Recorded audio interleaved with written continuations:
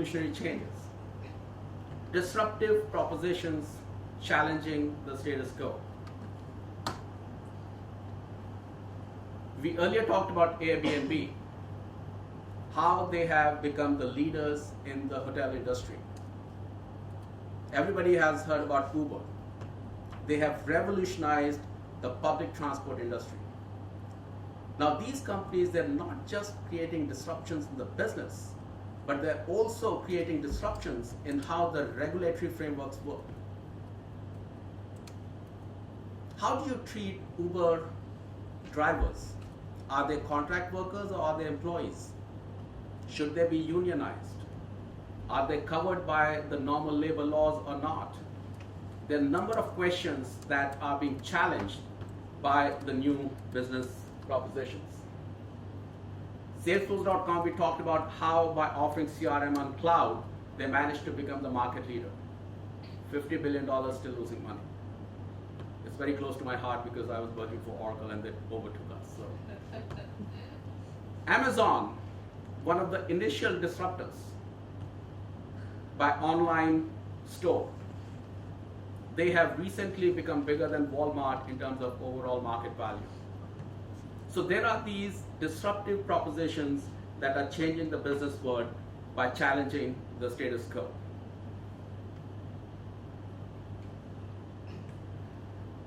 Next, I would like to talk about innovation as a disruptor. Innovation is all about challenging the status quo. If you look at most of the new disruptions that I just talked about, Airbnb, Uber, Facebook, etc., they're all led by young people. Young people who do not have the baggage of the so-called experience. And I'll tell you why it's important. Let me illustrate that through a very interesting story. Once there was this little girl who was standing next to her mother who was cooking fish. The mother chopped off the head and the tail of the fish before she put on the pan to cook the fish.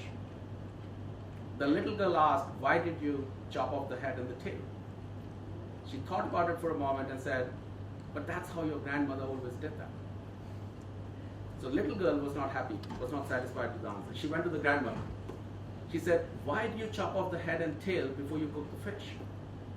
She said, "Oh, that's how your great-grandmother did it. So that's why I did it that way." Little girl is still not satisfied. So she goes to the great-grandmother and says, "Why do you chop off the head and tail before you cook the fish?" And she said, "Oh, that's because our pan was never big enough." Right? So it's simple ideas, but you have to question the status quo. And typically, the people who are questioning the status quo are the people who are young, who don't carry that baggage.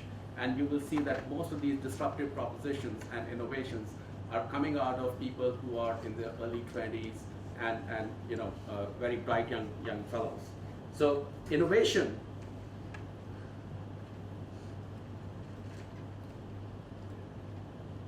I think these are the four companies that epitomize what innovation is. Apple, iPod and iTunes revolutionized the music industry. iPhone, when it came out, it threw Nokia from the market leadership position. So one after another, Apple came out with new innovations. Google, it's not just a search engine. The self-driven car, Google Glasses, all the new innovations are coming out of Google. Tesla, the electric car, all the innovation that is happening in electric car industry is coming from Tesla, not from the traditional automotive giants like General Motors or Audi or Mercedes or Toyotas of the world. They are following Tesla. Tesla is the market leader in this. This is again, you need to have zero baggage when you're going ahead with the innovation. Alibaba and Amazon, they are already way ahead in terms of the cloud industry. Amazon is #1 cloud company in the world, and I think they'll continue to be the cloud leaders. So you will see new companies coming up and seeking market leadership in all the new businesses that are coming out. To be innovative, So innovation is as much about survival as it is about growth. A lot of businesses that you will see, they have not survived. It's not because somebody created a new market. You will realize that somebody is come up with a different proposition for the same market. Let me just leave you with a thought on innovation. When you're talking about innovation, you have to ask yourself this question. What is it that you believe in that most people disagree with? And this is very important for you to understand, because I'm going to be talking about this particular point a little bit more in my later part of the session, when I'm talking about how you challenge the customer. Because in this case, you're not going to customer and asking them what the new product or what the new market should be like. You have to believe in something and go with it and make it happen, offer it to the customer, and it'll work for you.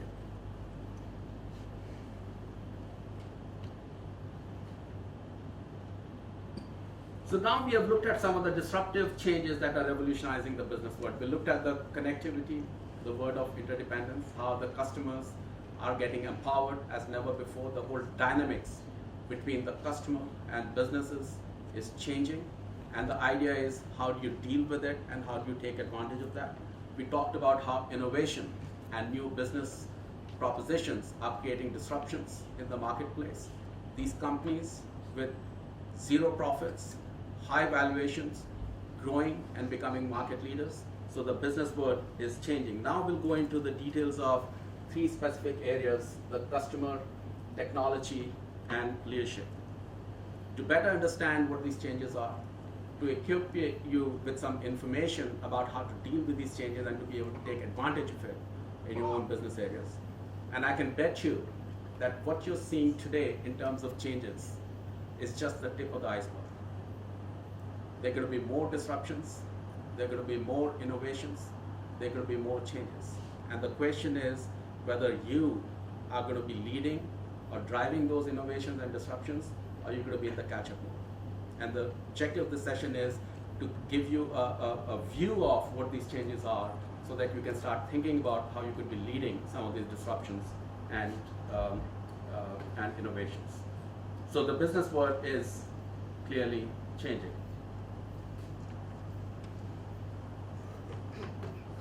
So customer is always right, is it?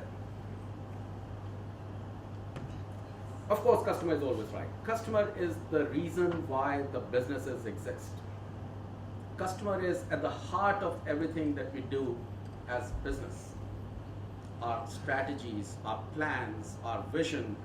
I think 80% of the vision statements, if you pick of the large corporations, it will involve customer in some form or the fashion. So customer is at the heart of everything that we do. Then why are we talking about challenging this core proposition? I think there are 2 areas that I want to talk about where I think you need to challenge the customer to be successful. How do you bring about changes to your products or business proposition? The traditional way is, this is how we grew up in the whole business industry, right? The idea was to go to the customer, spend a lot of time with the customer, understand what the customer wants, take that input and use it to keep on improving and creating new products and new propositions. And this plan works very well when you're talking about improvements to your product, incremental improvements. But when you want to come up with a new disruption, it doesn't work. How do you define the future? How do you create the next generation products? What does the customer actually want? When we talked about Airbnb, they did not go to the customer and did a survey to find out whether the customer would, appeal to this new proposition or not. Uber did not do that. Facebook did not do that. These were the new ideas that came up and became successful because they challenged the status quo. So innovation is about looking forward. You cannot do innovation by looking through the rear view mirror. So the traditional way of conducting a survey of your customers and the market and finding out what the customer wants is not going to work anymore. Salesforce.com did not ask the customers whether they want the cloud offering. They just offered it, and it was a much superior proposition, and the customers just jumped at it because customers just didn't know that it's possible. So these are the things that one needs to do. Innovation is all about looking into you cannot do innovation by looking into the rearview mirror. So you have to look forward, and the only way to look forward is by challenging the customer, challenging the status quo. The second area that I want to talk about where you challenge the customer is the concept of challenger sales. See, traditionally, the whole sales process is what we call as relationship builder sales, where you build the relationship with the customer. You ask the customer. Based on that input, you create a proposal. You win the contract, and then you deliver to it. The new concept that I'm talking about is that you need to challenge the customer based on your own knowledge of the market, the competition, and the global experience. And there is research that shows that challenger sales works better than relationship sales. So you need to challenge the core proposition for you to be successful. It is required for survival. Let me tell you a very interesting story. Once there was this missionary who was living in an African tribe, and he had been living there for about 3-4 years. And he was a nice guy, and the tribe liked the missionary liked the tribe, and they were living happily for 3-4 years. And suddenly one day there is a child that is born in the tribe which is white. So everybody suspects that missionary is up to some mischief. So they go to the tribe leader and say, missionary needs to be killed. Now the tribe leader really likes the missionary, but his hands are tied. So he called the missionary and he says, listen, this is what's happening. A white child has been born, and we have to kill you. The missionary said, listen, it's a miracle of God. The tribal chief said, miracle of God, my foot. This is the problem, we need to kill you, that's it. He said, no, I really mean it. It's a miracle of God. Come, let me show you. So he takes the tribal chief to the balcony and he says, look, do you see that flock of sheep out there in the farm? He said, yes.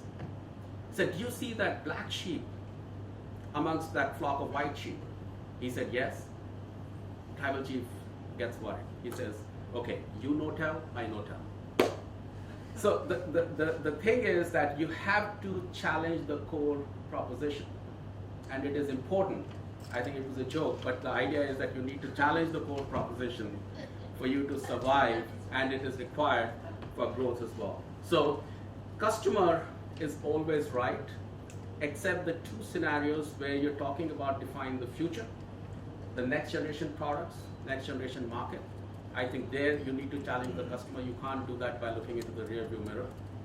Second is the challenger sales. And I'm absolutely sure that you need to challenge the customer in this scenario, and you will be more successful. But to do that, you need to have a deep understanding of the market, the competition, and the products.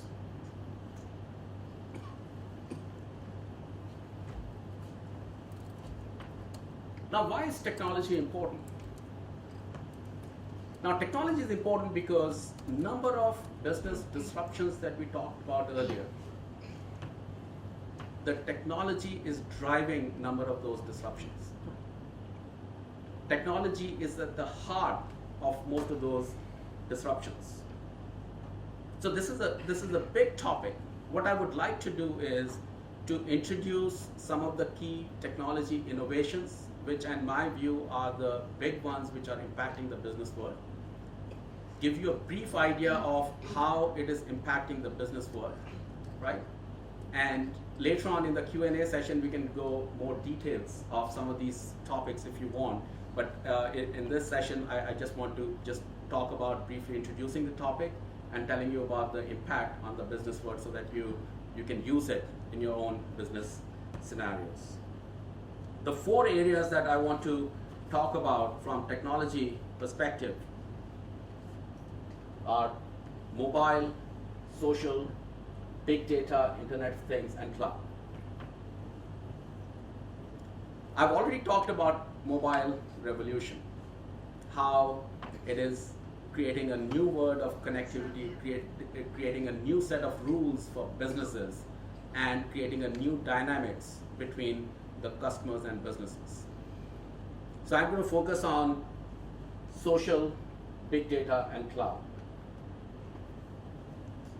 So why is social important? Social is important because the customer behaviors are changing. You know, from the government perspective, that's the business that I come from, you know, in my last role. From the government perspective, the citizen behaviors are changing dramatically. If there is a fire or a robbery or an act of terrorism, the people are more likely to put it on WhatsApp or Facebook before they call the police. So the customer behaviors are changing. We talked about a number of those scenarios earlier where customers' complaints have gone viral. So the customer behaviors are changing. You need to make sure that you understand how to make use of this particular technology. The good news is that this technology is available today for businesses to use for their own purposes. This technology, there are 4 key components to this technology called social relationship management. It's about listening, it's about analyzing, it's about engaging, and it's about publishing.